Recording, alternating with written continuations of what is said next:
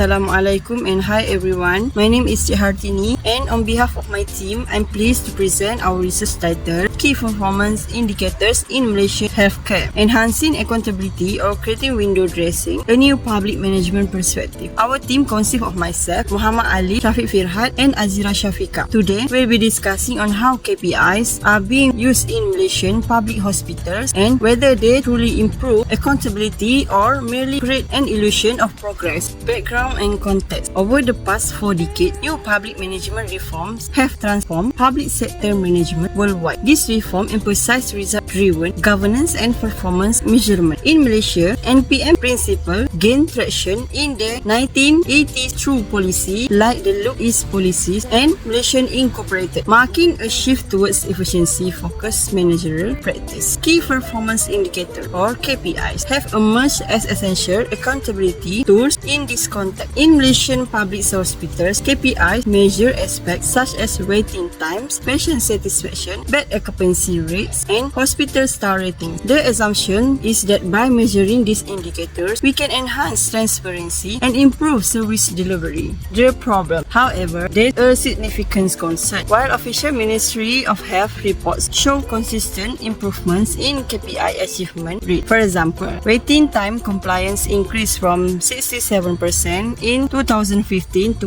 83% in 2024. Public discourse remains filled with complaints about healthcare quality, access issue, and patient dissatisfaction. This creates a paradox. The numbers look good on paper, but people and experiences tell a different story. This raises the critical question: are KPIs genuinely enhancing accountability and improving healthcare delivery, or are they simply creating window dressing, impressive statistics that don't reflect real improvement? International literature, particularly from the UK healthcare system, has documented gaming behaviors where organization manipulates measurements to meet targets without actual improvement. We need to examine whether similar phenomena are occurring in Malaysian resource-constrained environment. Research question. Our study addressed 4 key questions. First, how KPI implementation affected public accountability in Malaysian healthcare from 2015 to 2024. Second, to what extent do KPIs represent genuine improvement versus statistical achievement that may constitute window dressing? Third, what challenges or unintended consequences are associated with KPI-based accountability? And fourth, what improvement can be recommended to enhance KPI effectiveness? Now, I will hand over to my friend Muhammad Ali, who will explain our research methodology. That's all from me. Thank you.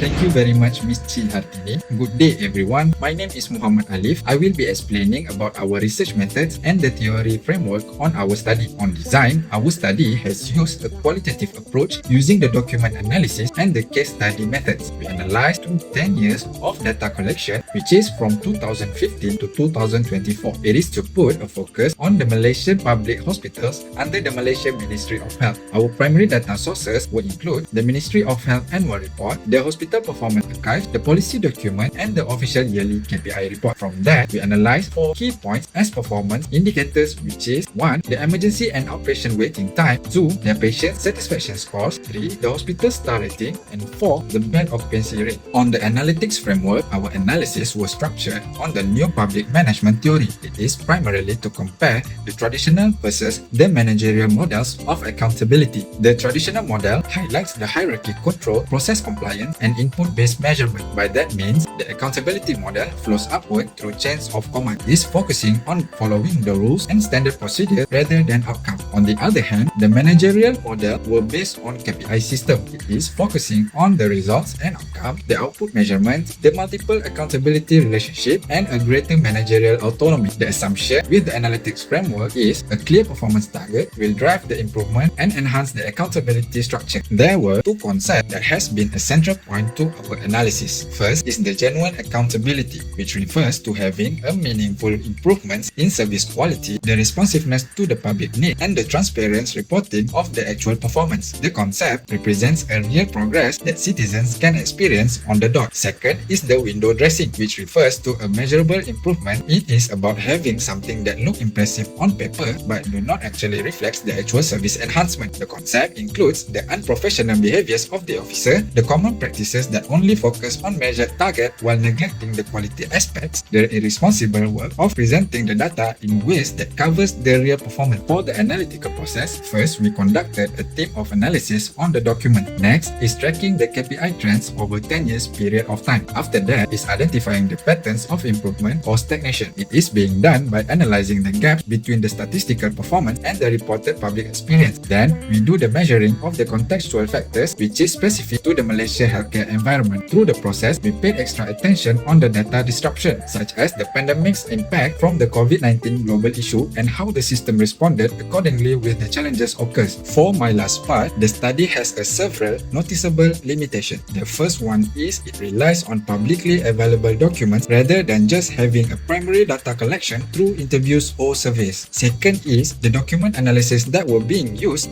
cannot be conclusively established as it happens to be just a causal effects by the governance flow. The third one is the findings were being specific to the Malaysian context, may not be directly applicable to the other countries which has different governance system and resource distribution. Overall, despite the limitation occurs, the analysis has provided a considerable evidence to discuss the new public management effectiveness in developing country settings such as Malaysia. That's all for my part. Now move on to the next. I will passing the presentation to Mr. Syafiq, who will presenting about our key findings. Assalamualaikum everyone. I am Syafiq Firhat and I will be presenting our key finding from the analysis, the paradox. Our analysis revealed a striking paradox. On one hand, we found clear statistical improvement across all measured KPI. Emergency waiting time compliance increased from 67% to 83% between 2015 and 2024. Patient satisfaction score rose from 72 to 83 on a 100-point scale. The percentage of hospital achieving high star rating nearly doubled from 42% to 71%. These are impressive numbers that suggest systematic improvement. However, the statistical success contrasts sharply with persistent public complaint about healthcare quality, long waiting times, and despite official compliance and patient satisfaction, despite improved satisfaction score. This paradox suggests that KPI are capturing some dimension of performance while missing others that matter to the patient.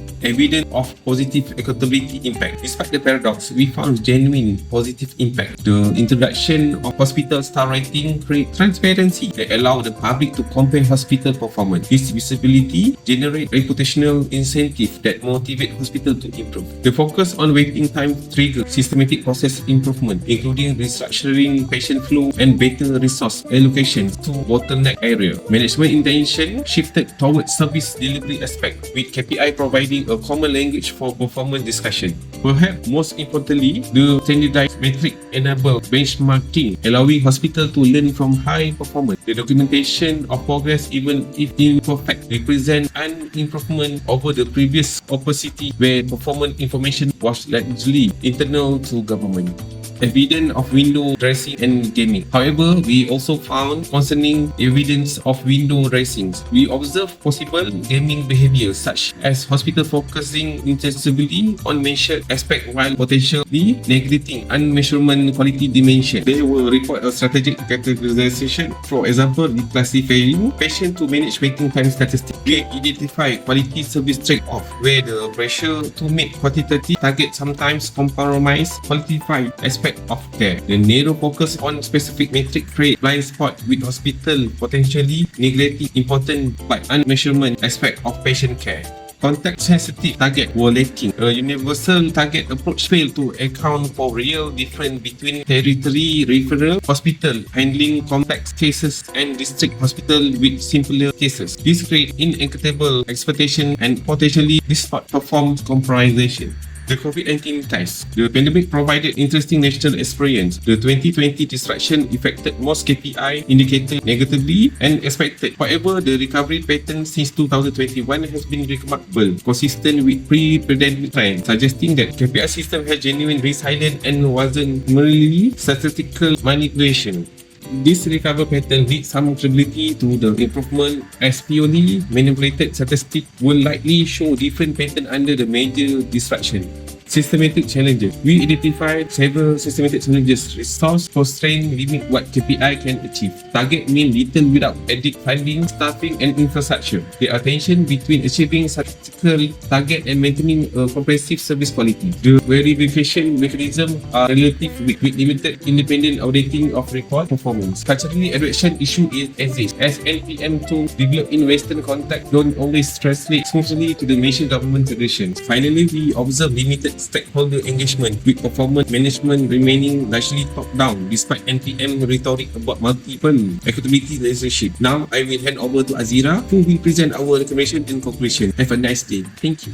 Thank you, Syafiq. Good afternoon, everyone. I am Azira and I will be presenting our recommendations and conclusions. Based on our findings, we propose several recommendations to enhance KPI effectiveness while addressing identified limitations. First, expand KPIs to incorporate qualitative metrics. Current KPIs focus heavily on easily quantifiable aspects. We recommend including patient outcome measures, clinical quality indicators beyond star rating, patient experience narratives alongside satisfaction scores, and staff well-being and retention rate. This broader measurement approach will capture dimensions currently missing from performance assessment. Second, strengthening verification mechanism. Independent auditing of reported performance data is essential. This could include random verifications of compliance claims, patient feedback systems that are independent of hospital management and third-party quality assessment. Stronger verification would reduce gain opportunities and increase data credibility.